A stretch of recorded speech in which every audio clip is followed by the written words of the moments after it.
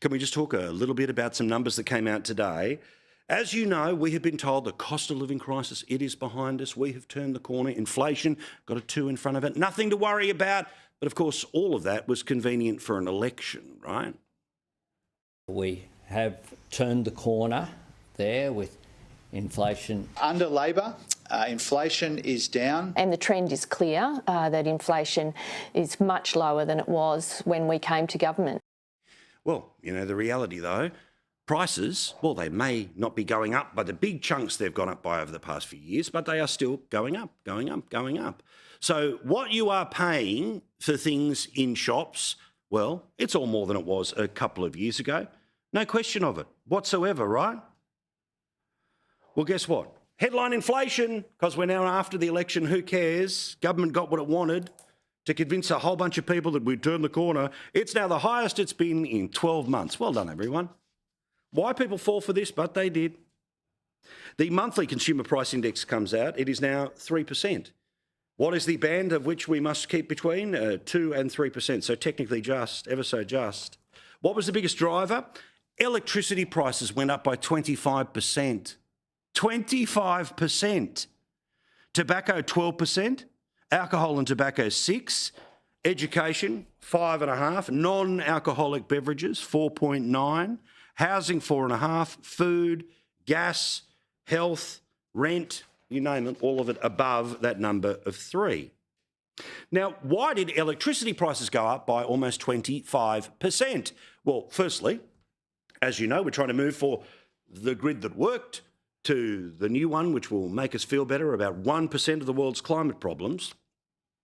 And as I told you, in the federal budget and in the 6 months after the federal budget and in the months leading into the federal election, the little payment that meant that the 25% increase that you have now paid last month never actually turned up on your bill was in support payments, which really was the federal government just artificially keeping a lid on the increases in power prices.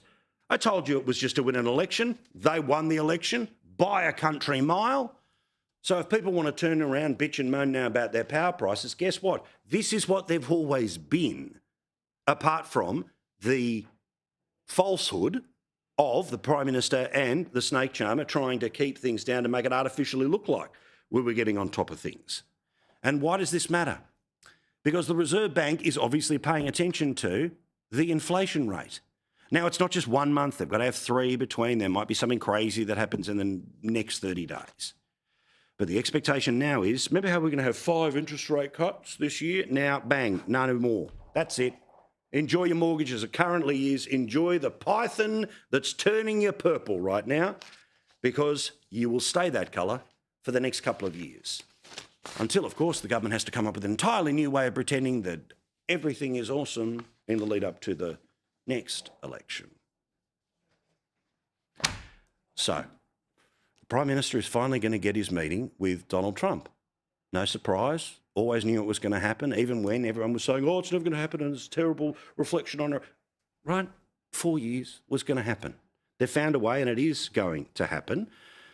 And the Prime Minister, desperate to show that he was in the proximity of the President today, took a terrible selfie where he didn't even press focus. It just, so short was their interaction in and around the UN today. Bang, that's it, I've been near him. But it does bring back an old title that I have for the Prime Minister, and that, of course, is Each Way Elbow, where he's on both sides of the issue, where he says one thing one day and another thing the next. For example, before he was the Prime Minister, how did he feel about Donald Trump?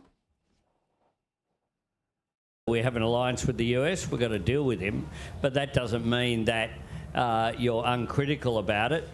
He scares the shit out of me. Oh, but today, where he is the Prime Minister and he wants to stick it to everyone who thought that he couldn't get a meeting, there's nothing but plus side about the guy who used to scare the out of him. Look, I'm not a commentator. I'll leave that to you and the columnists. But it was a great privilege to be at the United Nations this morning to hear President Trump and other leaders, the Secretary General of the United Nations and others, put forward their perspectives. And of course, as you know, during the most recent federal election campaign, anyone with any tangential connection to the President of the United States, the one who now is worth a selfie, worth a meeting, worth saying all of the things that you have just said about the importance of the relationship. Remember what the Labor Party did to campaign successfully for 94 seats in the Parliament, knowing that the majority of Australians don't feel about Trump, certainly as I do, and hopefully you do as well. What did they used to say again about anything Trump-ish? Today, they've been here making some rather strange comments and policies as well, trying to borrow from another country. I think they said the quiet bit out loud. Peter Dutton's campaign to be Prime Minister is just a cut and paste from the United States. People spot the mimicking of policies, people see what's happening overseas, they see Peter Dutton is front bench trying to replicate that here. They're not for it, they're worried about it, they don't want that coming here. He scares the living out of them. Don't vote for anyone who's going to behave like him. But here's a selfie with him. Talk about having the each-way bet, the each-way elbow of it all. President Trump edition. Fair dinkum, mate. For a bloke who's taken as many selfies as he has, he could have pressed the focus button. P.S. My selfie's better, no question.